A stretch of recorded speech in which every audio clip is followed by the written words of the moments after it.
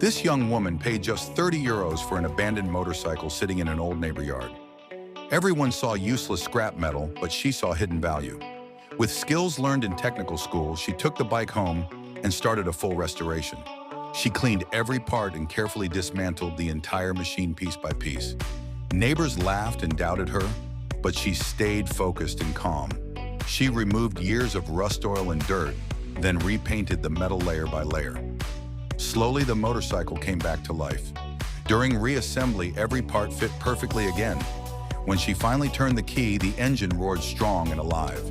The same people who mocked her were left speechless. The seller even offered to buy it back for 1,000 euros, but she refused. For her, it was proof that passion and skill can bring anything back. What do you think this motorcycle is worth today?